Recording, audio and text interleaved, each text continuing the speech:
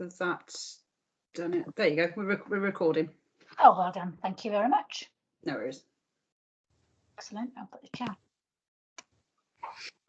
So, good afternoon, everybody. So my name's Sue Carroll, and I am the SEN lead for Shropshire. In general, I work with the children 0 to 6, but I'm also the SEN case manager for the pupils in Sevendale because of my background with children who've got complex needs. This is being recorded. I hope you're all okay with it. I understand everybody's aware of that. I've got the chat button open, so if anybody's got any questions, pop it there. But if you do want to ask anything, again, I don't mind. You can pop your hand up if you like. Do you all know how to put your hand up if you've been in a couple of them? You probably do, but even if you don't and you've got a bit of a question, just pop it out loud. So today we're going to be looking at the importance of parents in special education, the importance of you and what you do with your young person. Okay, so I'm going to go through it. Oh, let's open it all up. So this starts with the code of practice. You're all fully aware of the code of practice, I would imagine, by now. Code of practice from 2014, then updated 2015, highlights responsibilities on local authority schools and everybody to do with our children and young people that have got additional needs. It really clearly states parents hold key information and have a crucial role to play in their child's education. You are the people that have got unique strength and knowledge and experience, and you can contribute to sharing the child's view, the needs, and the best way of supporting them. It just really clearly say it's vital that schools and local education authorities and other agencies actively seek to work with parents because of the valuable contribution that you can make.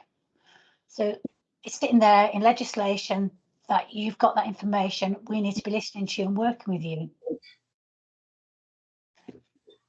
Now, we know as parents, you have information on your child's strengths and weaknesses at home and in the community. You've got background information on your child's history development. You know what your child's been through for whatever length of time it is, whether your child's very young, whether your child's much older. You hold information on family factors that might affect your child's learning.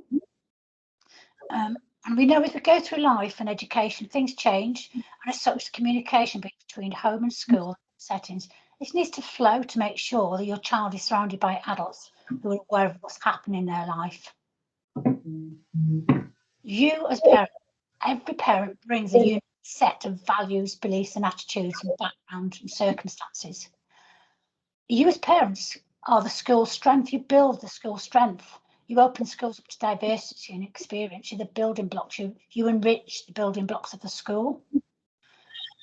We've got a lot of families that do get involved with the school at Sevendale, and that's really good. And you make a difference because you're fighting for your child's future as well as providing the school with the opportunity to deliver that for your child.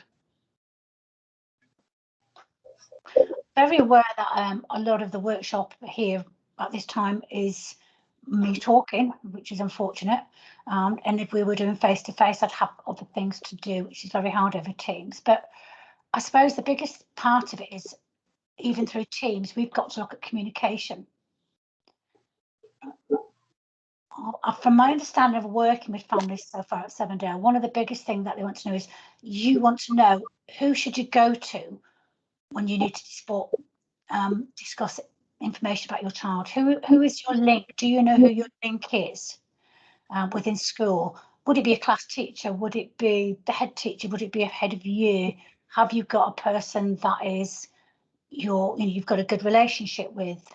Do you know where to go to get advice or to share information about your child, to ask questions? Yeah. Developing a relationship is based on mutual trust and respect. It's a cornerstone of partnership between practitioners, parents and carers. It's really important that there is mutual trust and respect. And when you work as families, a lot of you put your child onto a bus or drop your child off. You don't have that one-on-one relationship that a lot of families get by taking the child to and from school, but also because of the complexity of the nature of some of the children, the staff haven't got time at the gates So how do we make sure that communication is opened up? School, I know, are trying to get those communication links sorted. They're trying to provide a raft of ways of doing it. And I'm sure they'll be happy to work with any parent that comes up with some really good ideas around how this can be made to work. We know parent participation in special education decision-making process is vitally important. The most important things parents can do is to ensure that you're involved with and take an active role as a member of your child's education. You're a really important person in this one. As a parent, you're the only adult in the educational process who have been and will continue to be deeply involved throughout your child's school career. There'll be staff that come and go. There'll be some long-term staff as well, but you are the person from beginning to end that's got that whole raft of knowledge about your young person. Yeah. So while you might not be the person that's doing the education yourself, just your experience in whatever, if you've got a professional role, if you work, if you don't work, in the aspects that you've faced in life, you will bring something to that process. So we do need to think really closely about how we open that up and make sure it's there for you. I mean, I do know, despite the importance of education decision making, parents sometimes feel overwhelmed. I mean, you've got all EHCP, annual review, transitions, preparation for adulthood, all these different words and terminology and everything that comes about it. I've had conversations with parents where they feel a little bit like maybe they should question, or maybe they don't understand, or maybe, you know, that the other person knows better. But actually, you need to know you've got that voice for your child. You're your child's advocate at this time. And that communication between you and school will allow you to reinforce learning at home. It will allow you to reinforce a raft of things, to have a say in what's going on, to be part of your child's education, to reinforce efforts. That needs to be both sides. So it's not just about what you can do for the school, it's about what the school can do. And both of you together working around what's best for your child. Any questions? No, I'm just very mindful of what's going on. Okay, so what do you think is your role in your education? I'm going to stop here for a second and ask you that question. You can say it out loud if you like, or you can pop it into the chat. What do you think that your role is in your child's education?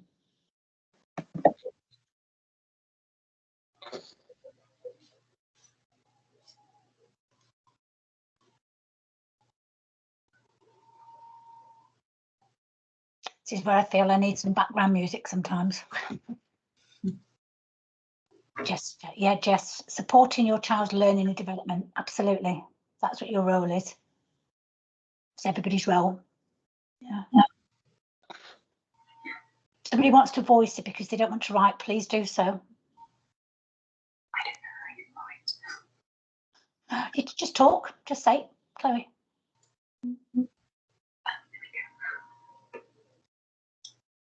Alex, helping to formulate objectives. That's right.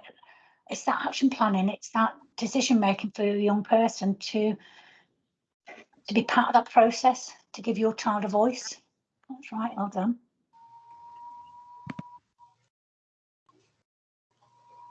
Can you think of anything else that maybe we... To liaise with the teachers, to find out how we can support their learning at home, with what they're doing in class, for instance, just to overlearn, help to reinforce, you know, what they're doing. If they're doing a theme, maybe to, you know, try and bring that out at home, give them experiences. Absolutely. That they can, you know, will help them understand different concepts that may be, you know, a bit different from the classroom environment. Absolutely, yeah, absolutely right. That liaising, that following it through, that going on your child's interest and seeing what you can do to support what's going on, the themes that might be going on in school, making sure they're happy and settled. That's another big. Your child, we know children need to be in a happy, settled place to engage in learning. If they're not in a happy, settled place, with the best will in the world, learning can take place, but actually it's much better because they're going to be receptive to it. If they're too focused on distractions or sensory issues or lots of other things, that takes up their space in their mind, and they can't then focus on their learning development. So it's how we get them in that happy, settled place where they're then receptive. Yeah. And Abby, making sure the goals you agree with on the CPI have been worked towards and how you can support this at home. That's it, absolutely. So this is all communication. This is all joint working together. And it's being mindful of the fact that when objectives are being decided, when your child's at a certain age or haven't got a voice, you're that voice for them.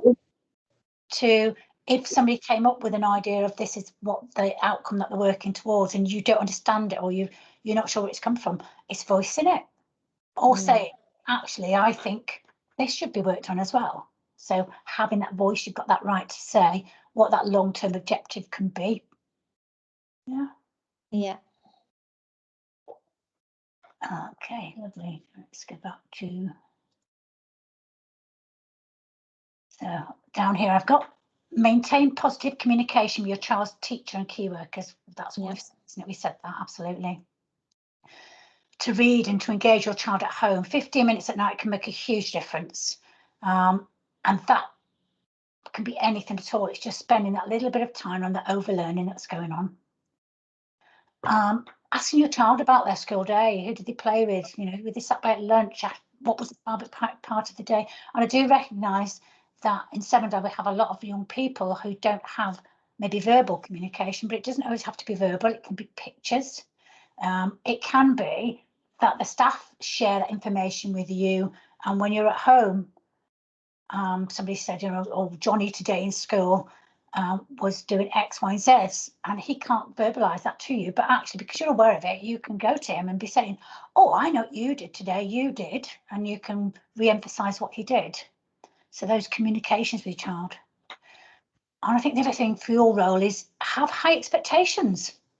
Have an expectation for your child's learning and behaviour, and this is at home as well as in school. So we're going to be aspirational. We're going to we can gently challenge our young people. It just challenge is positive as long as it's done in a nice way and it's gentle challenge, but we should always have those high aspirations for our children. Building homework. Now, homework isn't about sitting down and doing activities. We've got some time. It can be baking, it can be playing a game, it can go for a walk outside. Everything that we do with our young person counts. I mean, obviously, at the moment, it's pouring down constantly. So an outside walk might not be as much fun as it could be in a couple of weeks when the weather's nice. But playing a simple game, anything at all, just all those little bits and pieces, what you put into your child, you will reap the benefit from. And then the other thing, that's the biggest thing, is be their advocate. As they get older, they go through the school system and they get to a particular age, they will be given an advocate if that's what they want, somebody that will fight for them, that will be part of it. At this time, you're their advocate. You're the person to give them that voice. Yeah. When we talk about this role and we talk about communication, it's looking at things like planning for transitions. A transition isn't just about moving school. It's not just about moving key stages. A transition can be going from having a different teacher. A transition can be going from one classroom to another. All the changes that take place in a child's life when they're young, the moving classrooms, things like that, they're all to give them skills to be able to manage those bigger transitions as they get older. So it is really important that you communicate with the teacher, the key people. We know that schools will discuss transitions at annual review.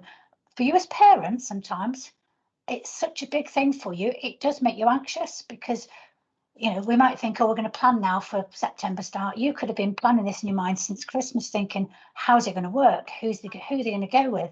How are they going to manage because they don't like change? It's voicing those questions to get those answers. It's having that communication that's open and asking, and also having those discussions about how did they decide which group your child's going into?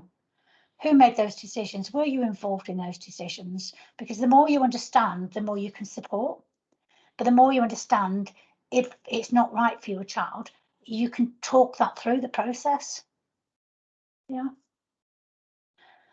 So we're looking at here, schools, like I say, likely to discuss transitions through the annual review process. Annual reviews take place at all different times. If your child's annual review is in October, they're unlikely to talk about transition, which is not until the following September. So when does it get raised? So it's things like that. When is your child's annual review?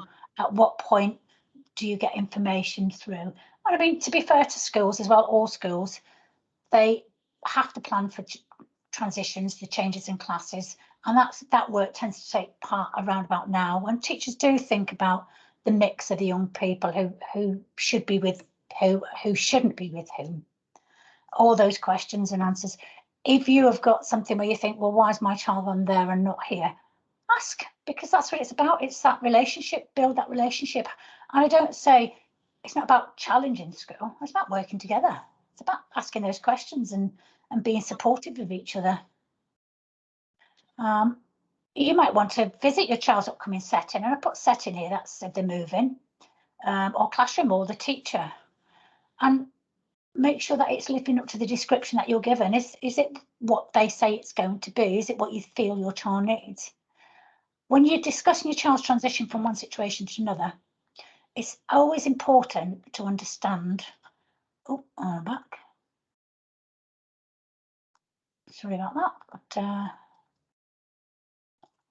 missed my slide. Oh, there we go. Right, so it's always understand, where is your child's current level of performance? Where is your young person at?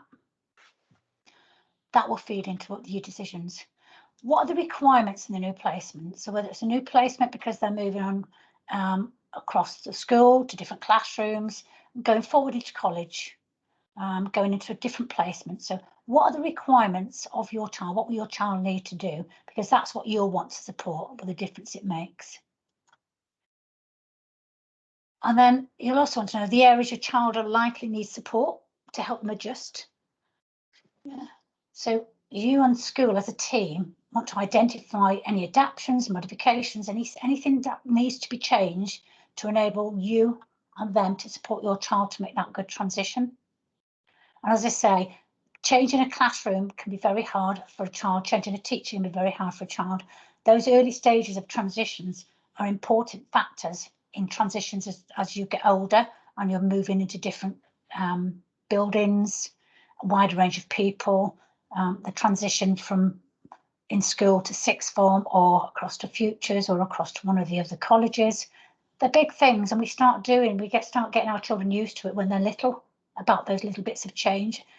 And as we know, children can struggle quite significantly with change, and that's how we do it. We support them from the beginning.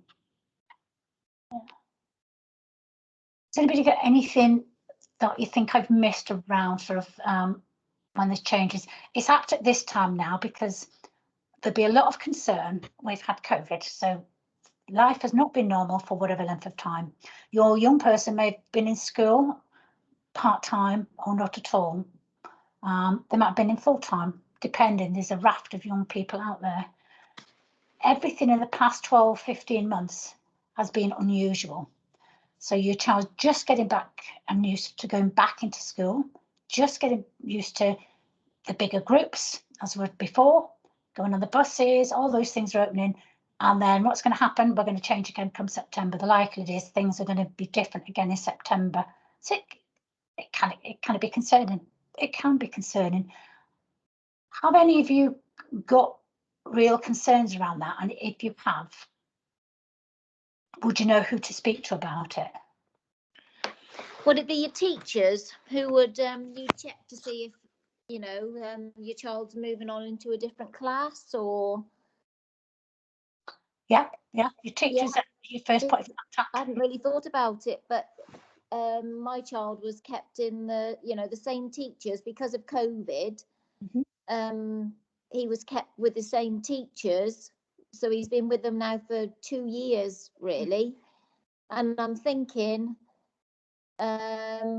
yeah, whether they, you know, he will be moving into a new class with a new teacher this next time. Because yeah, it will be a big change, because we've built up with COVID and the Zoom meetings and, you know, everything else we've been doing, we've built up a really good relationship with the teachers involved. And yeah, it will be a big change if that happens in September. We've got to get to know a new teacher, because funny enough, in COVID, because of these Zoom meetings, I feel as if I've built up a better relationship with these teachers than what I would have ordinarily, because of the way, you know, working patterns have had to change. That's it. And you're involved, aren't you? You see what Yeah. they're giving to the young person. Yeah. Well, ordinarily it would be your home link book and then occasional phone call and maybe a face-to-face for the review, or, you know, events that are on at school I try and attend. But I live so far away from the school that, you know, that's not always possible. But with these teachers, they've both been absolutely brilliant, and, you know, we've had more meetings, more discussions than I think we would have had ordinarily without, you know, COVID. Yeah. So I would agree with that as well. And I'm a little bit nervous about it, just because there has been so much change in the last period, being in and out of school, and Ewan's actually changed teachers in that time. So I'm hoping for a bit of consistency, but I didn't know whether it was a kind of wait and see, or whether it's worth voicing my wishes. I'd say to his parents, share with your teachers, because they're not going to, you're not demanding, you're not asking, it's just share with them. You've got a little bit of a concern, and I'm sure they'll come back to you and sort of respond to that and explain to you what's going on, because the teachers are in a similar situation. The teachers themselves have been working very, very differently. Some of them have not been working because of being shielding themselves or family members, so that the staff within the school have gone through the same as the parents at home. There's been that massive change, and some of the staff have been a little bit uncomfortable. I don't know of them. I know in lots of other situations where staff are uncomfortable about going back. You know, is it the right thing? We're all being led by guidance, and we all bring our own personality to something. So we've all got our own little fears and concerns. A good communication between you and the class teacher is to be open and honest with them. yeah, Share it with them, and you'll find actually they might not be thinking that you've got a concern. They'll just, and I don't know, I can't second guess what other people are thinking. I just know a lot of the staff I've been working with at Sevendale have got very similar thoughts and ideas as the parents I'm working with, which is about this communication, this working together to make it work. Obviously Sevendale have undergone, because they've become under the Telford mat now as well, so there's all sorts of changes, I thought, but the essence is still there. The essence is the best thing that they can do for the children that attend Sevendale. It used to be we'd have a number of officers from the local authority would work with Sevendale, and then we realised actually, so I'm the main communication now with Sevendale for the local authority. So you get involved because you try and build up a pitch and a relationship. And I've seen how you know, a lot of really good hard work has been done from the staff, and I also see the issues they face. But I also work very closely with parents and recognise actually, you know, yes, there are 400 plus children at school, but actually your responsibility is your child, and making sure that you're working for your child. A class teacher, his responsibility is the group, but they're able to make relationships with each and every one of you.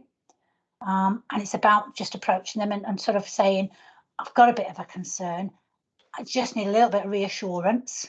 And you will find that actually all those concerns that you have, they've probably already thought about. You know, what if we change him now? What if we go here? What if we put him in that mix? And they'll do that for each of the children that they've got in their class. So it almost feels nice when you have that conversation. You suddenly think, oh, they have thought about that.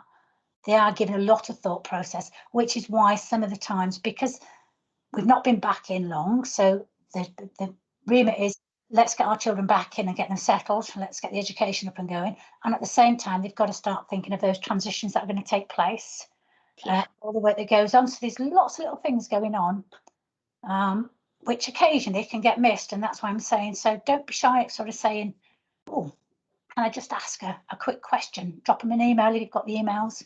And that's what I'm saying. I was going to say, you probably just encouraged me to do something that I was thinking about doing anyway, but wasn't sure whether to or not.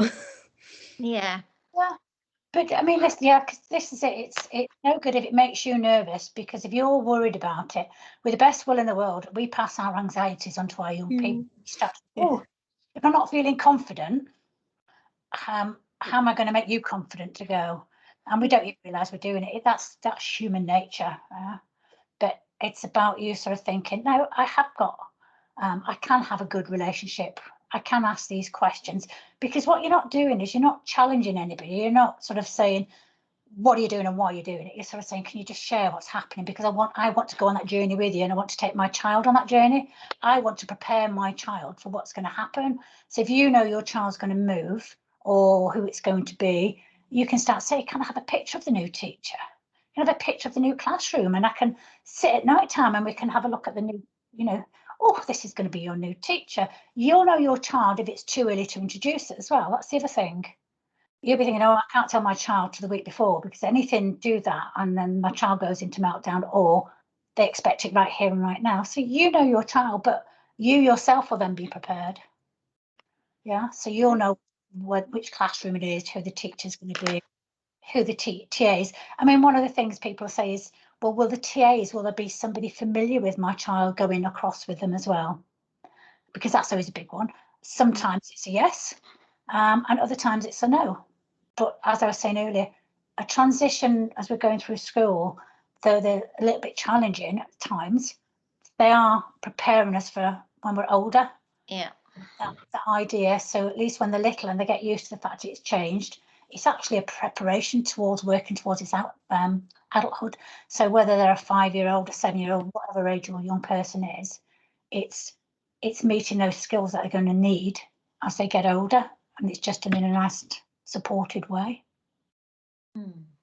Yeah, that sort of makes sense to people. It's just a little bit. So part of the support network for your child to adjust is you, and that's what I'm saying. So you need to be confident that you know what's going on, so you can support your young person. So when would you? I mean, when would you expect? You say they're sort of thinking about this now, but when would you expect to know this information? Because sometimes when I have asked, perhaps a little early, the answer is we're not sure yet. And sometimes that's kind of difficult because it can be quite last minute. Yeah, and one of the things I've been trying to say to schools, and again it's newly coming in, is to say to them, give a parent an idea of what you're thinking. So it's not set in stone, but we're thinking this, however it could. I think this year's going to be really hard for them because, as I say, they're still doing an awful lot of pulling children back in, getting them back in. And also, a lot of the children are presenting as completely different at this time because they've not got back into the routines. It might be your child's gone in, but they've gone into a very small group because they didn't have full attendance. Now they're back in a bigger classroom. So they're looking at who's mixing with whom well, how, what the relationships are like within the peer groups themselves. So they'll be doing an awful lot of that condensed into a very short period of time, along with the idea of planning. So where do we go? And sometimes they may say, well, actually what we're going to do is, your child's not moving. And if they're not moving, and that's great. And it's just so that's really good. Can you just let me know why? And they'll be open and honest with you. We've got an awful lot of mixed age groups and peer groups and things like that now within Sevendale, haven't the way they're working, which seems to work really well. So it's having those discussions. I suppose, to be honest, just asking the question and having any information is nice. I mean, sometimes they do have to turn around and just say, do you know what, we're not sure at this moment. And that's kind of okay. But like you say, you just want to know what they're thinking and what might be the situation. Yeah, and honestly, just be open and honest with them and let them know that. And they'll appreciate it. It's not just a case of everybody wants to know now, because it's the same in every school. Gosh, in the UK, every parent is saying, well, which class is my child going into next? Which class is, because it's a big anxiety provoking thing, because you know, as a parent, you think, well, if they mix with that person, that's not going to work well, and if they mix with that one. But the concerns you have about your child, I can pretty much guarantee the staff will have those same things. Oh, well, if we mix that young person with that young person, that's going to be really, really positive. If this young person comes into the mix, that's not going to be as positive. They'll be having those thoughts themselves, and they've got to work out the best way to make sure each and every child receives what they need. And that's why we're saying this about the most important thing in special education for your child is you, because you can ask those questions and you can work with school to support them. And you're the voice of your child at this time, to give your child that right to be heard.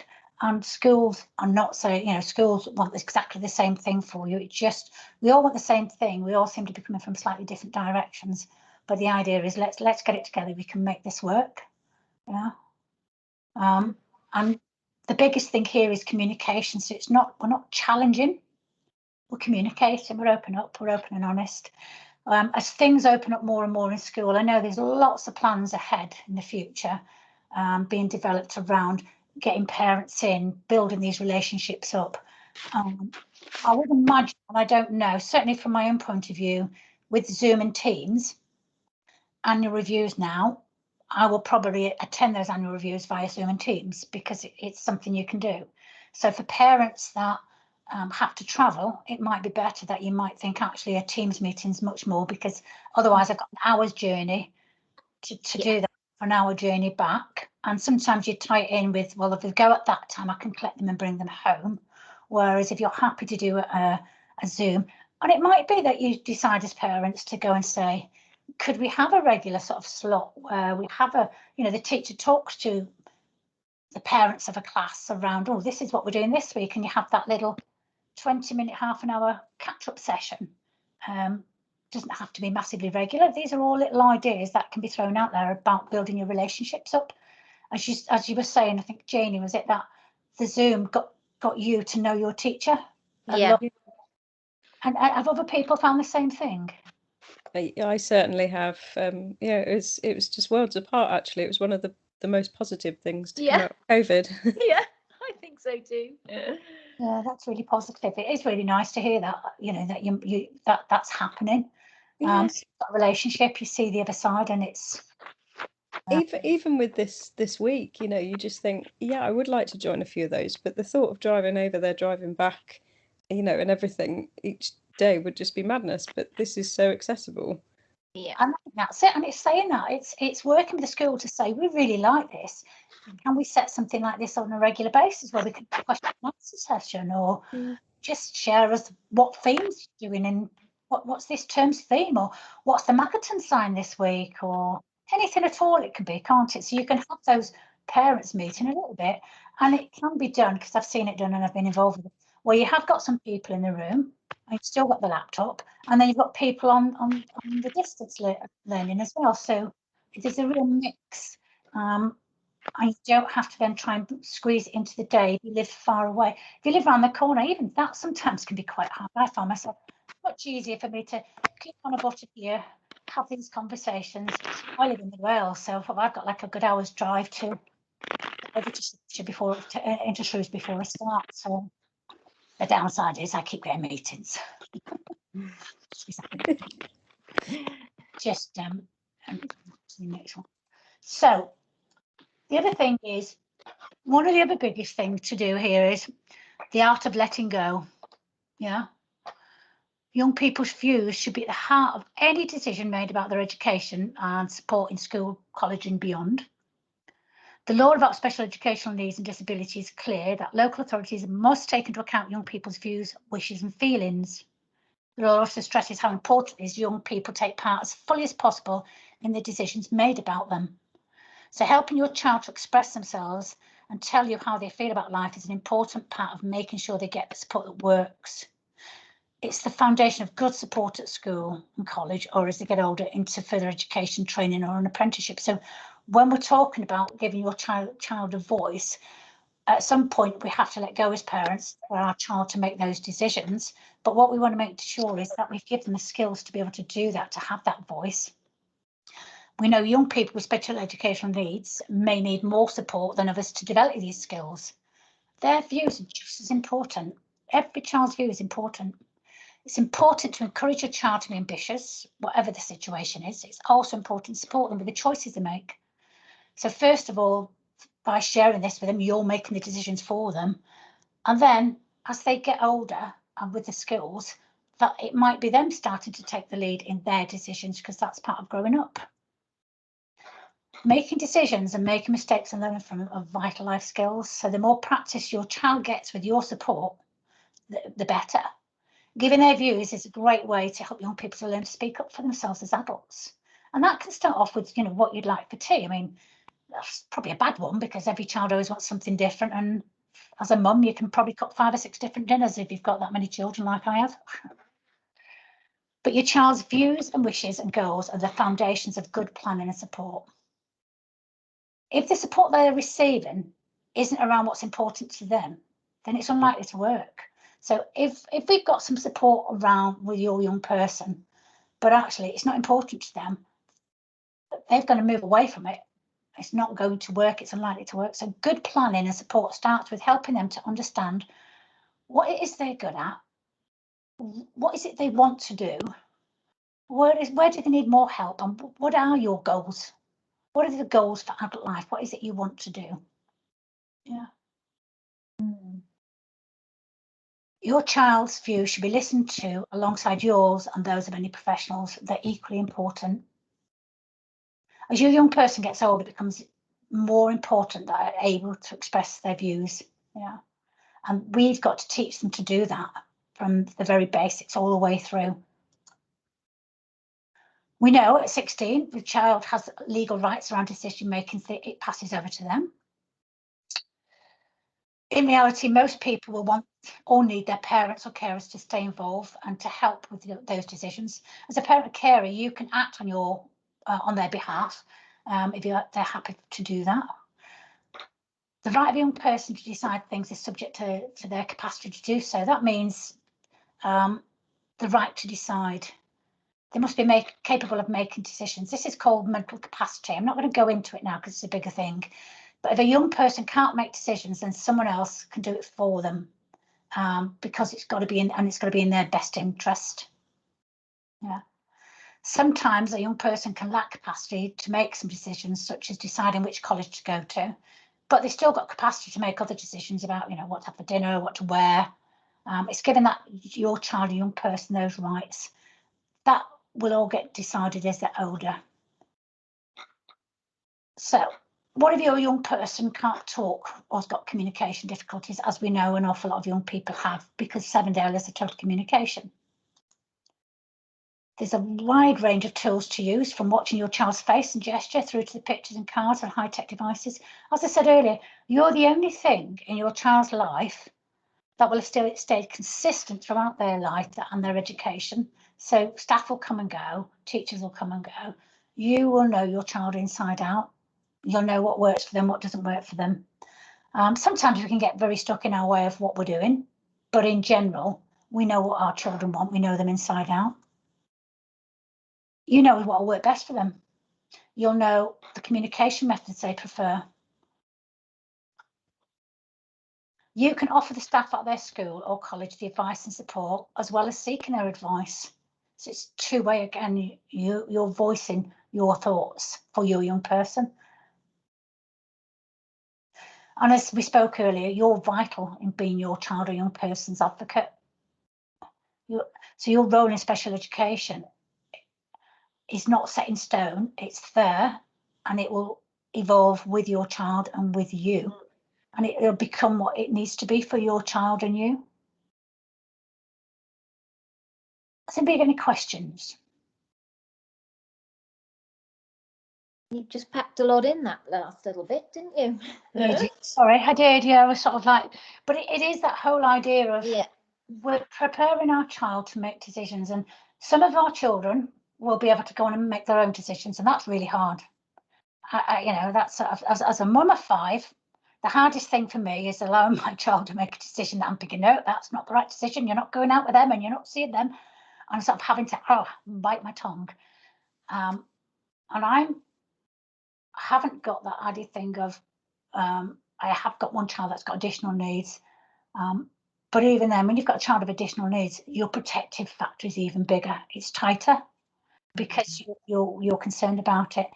I do have a sister who's got significant learning difficulties. I had to watch my mum sort of go through that, trying to allow her. And most people make decisions for her, so I will still make decisions for my sister now because of the age she is and her abilities.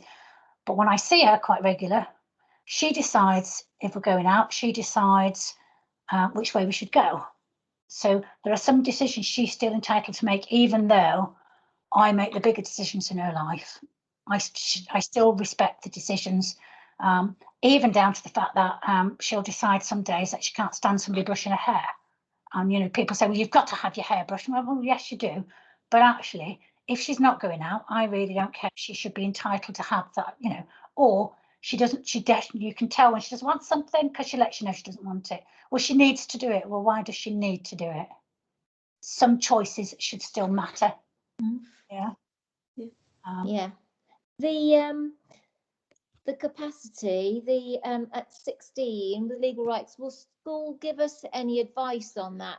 There'd be lots of advice, and it's, I mean, you're still very much listening. They're still very much listening to you. It's a partnership because the school are your child's voice as well as your child's voice. They have certain things they've got to do around asking the young person a little bit more, but they'll talk you through that. The same as every child will be looked at as individuals to see about their capacity and what support they needed. They will be encouraged to be given all those rights that are there, and you will be supported to help them to do that. So it's nothing along the lines of trying to take something away from anybody. It's about having that, like I was saying with my sister, it's about her having that right to join in if she wants to, or not join in. Now in life, there's some things you've got to do. School, you've got no option, you have to go to school. Yeah, because you're entitled to an education, you've got a right to an education. That's easier said than done, but getting some pupils into school, I have to say. So though they've got a right for choice, actually, you almost have to overrule it because actually this is part of the legal system. You're entitled to an education, make sure you do it. And the same with choices, you know, bedtime, that's another great one, isn't it? You know, you should have, but at the same time, actually, you need to sleep. It's good for you, it's healthy and everything else, with the best will in the world. So it's those things in it. Some things are negotiable. You know that with children when they're little. That's negotiable, that's not negotiable. Yeah, it's also consequences, isn't it? Yeah. To help them learn the consequences. Yeah, you can stay up till midnight if you like, but you're going to be really tired at school the next day. You know, what are the consequences of that? The behaviour, you know, it has a massive knock-on effect, doesn't it? And helping them to see that actually, yeah, things that they do, there are consequences for it. And that's what we're looking at. It's that, and with the capacity you're looking at, have they got the understanding of the consequence? Do then is a recognition of that? Because with some young people, they haven't got that. No. And also, I mean, you've got a young person who might be entitled to their own rights, but still not completely danger aware. No. Well, there's a whole variety of things there, but the school will help you and support you to do that. So it's looking at that. Okay. Will that come up kind of in the annual review kind of thing? Is that touched on? I know because my son is, I mean, I've got a bit of time yet before he's 16 because he's going on, he'll be 15 in September. So, but I'm thinking kind of bank accounts or, you know, that kind of thing. And that's where you ask school. That's where you ask school for that. They've got all that experience. And if the teacher herself doesn't know, she can guide you to where you can get that. They can signpost you to where you get that.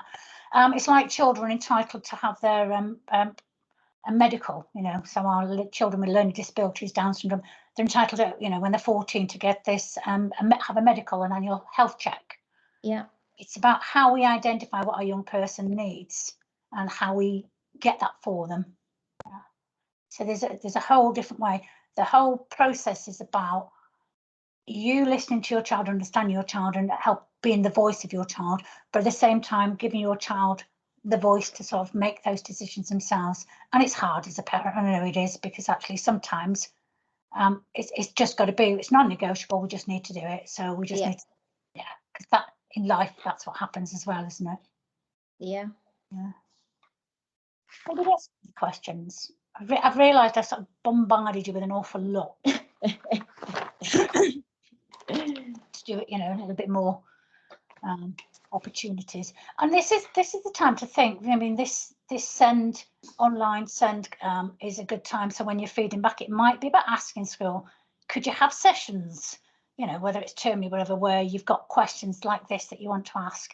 The problem I think sometimes is we don't know what questions we need to ask because we're not aware of it, because you're going through this as new parents, and each age group you're meeting for the first time, unless you've had another child that's got additional needs where you're going through it for a second time. But the first time we go through things, we don't know what we don't know.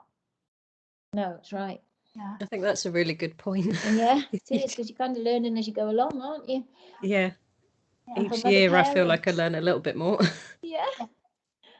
I kind And of that's learn it. from other parents that maybe their children are a bit older, that they say they talk, or you kind of pick up on that and you're thinking, oh, okay, I hadn't thought about that, and how will that impact us? And because obviously having a special child, then it means that they're all different, completely different. So Each and every one, yeah. all different ages, abilities, and all the, and you can't pigeonhole any child. So what may be relevant for one child may not be relevant for yours at all. But I think that's why it is such a big learning curve when you do have a child with special needs. Yeah.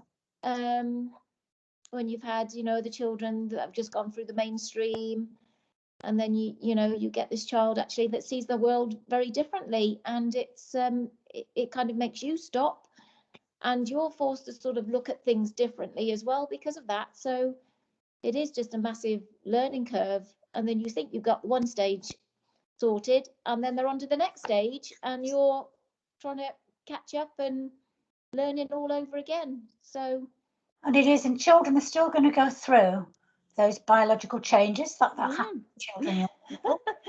So all that happens at the same time as working with your child and the place they're at.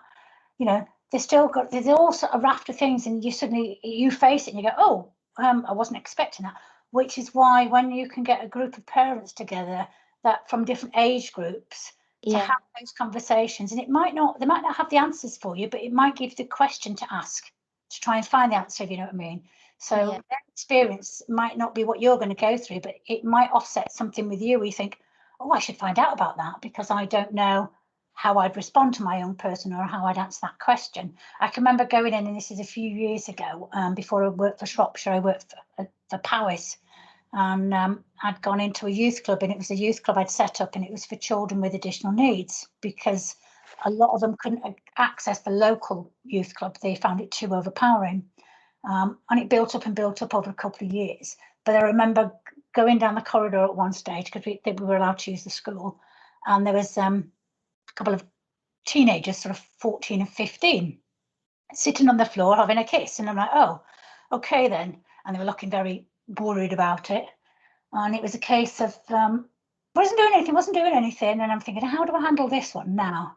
And it was, it's fine. I said, I just need to check with your parents that they don't mind, and they were mortified. Thinking, I've probably done entirely the wrong thing here because I didn't know how, but I thought I need to sort of nip this in the bud and have a conversation with the school later on to sort of say you might want to be talking about personal relationships and those types of things.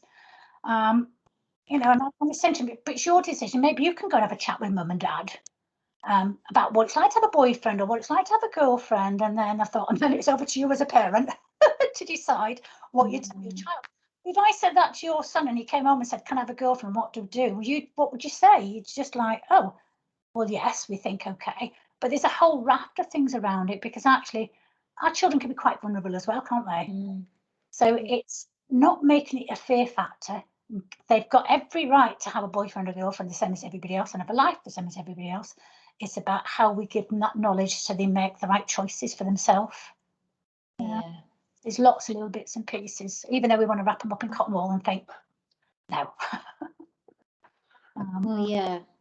It's just knowing how to handle things. And there will be people in school that have got that experience to show you or guide you to really some really good books or really good videos to watch, and get that information so that you're thinking. But it's we don't know what we don't know, and sometimes when we're faced with it, we almost have to respond, when in actual fact, if we knew about it, we'd probably gone away and explored it a little bit more.